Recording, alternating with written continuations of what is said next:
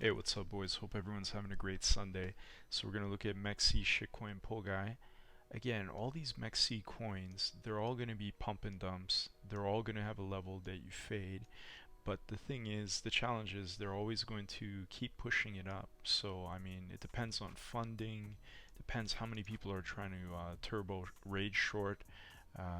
There's a lot of factors. Plus, it's illiquid, right? So at any point they could turn this around, but until then, they're going to keep scamming out early shorts, right? So you just want to look for areas that might prove to be major resistance. But anyway, here's the daily. You could see here with the volume profile, there's literally no volume traded above 0001199. So 00012, let's say. All this is scam, right?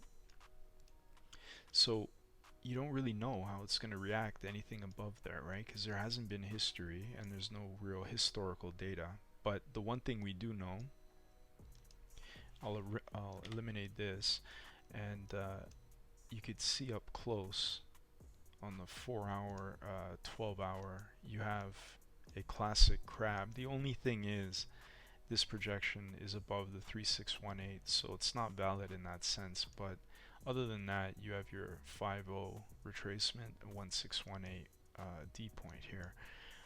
That D point is actually structure on the 4-hour. So if you zoom out and we go into the 4-hour,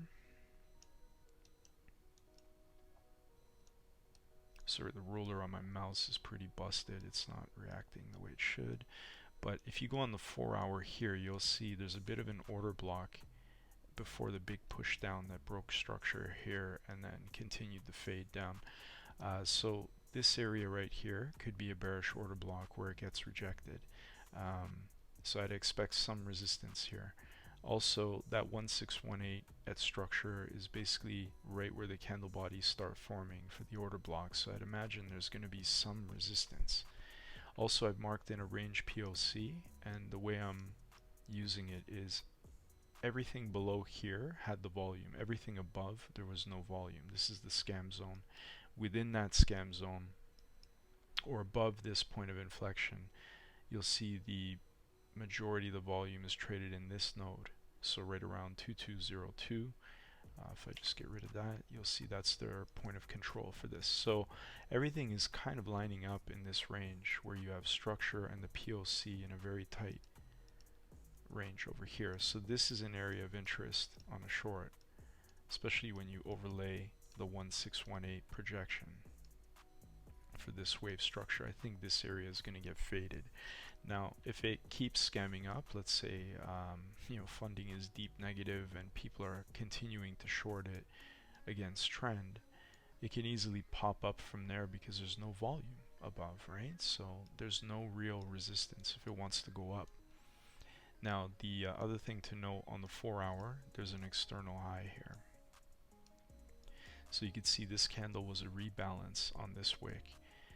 Meaning whoever the smart money was that started shorting here, they basically used this order block to do one final rebalance and raid of this internal before the push down.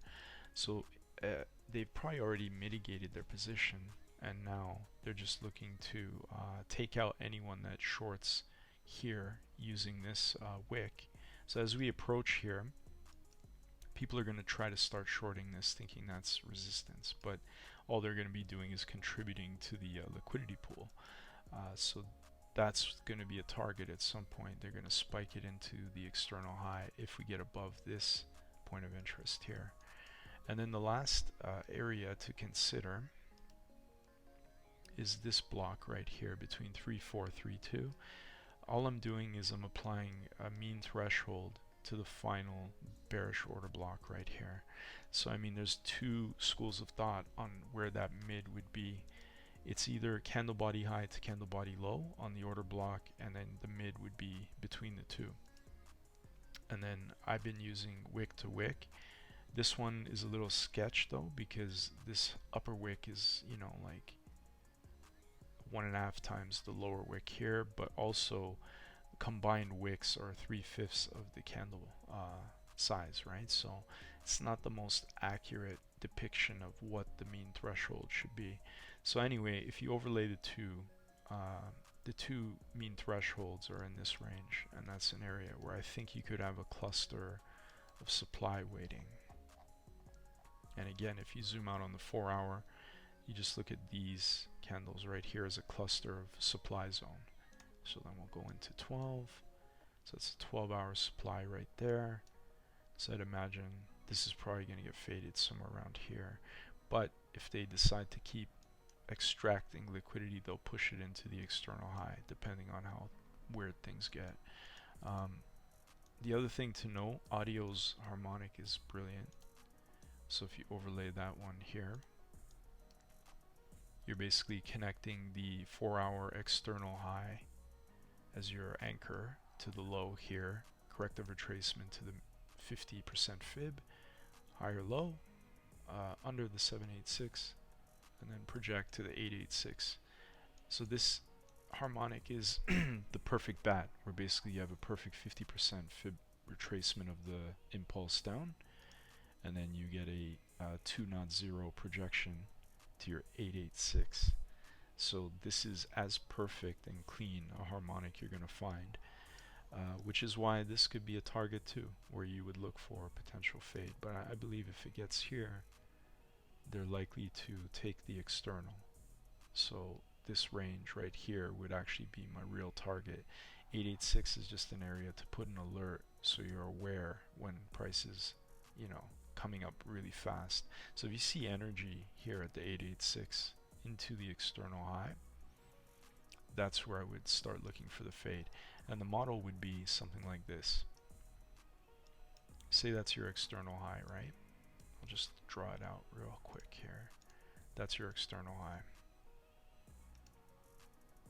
What you're looking for is an energetic move into it, but before you get it, some inducement right at the top where it stops short, just short of the external high, and builds more liquidity. And the idea is they're going to create a range, a consolidative range right under the external high, baiting shorts thinking that this is going to be resistance.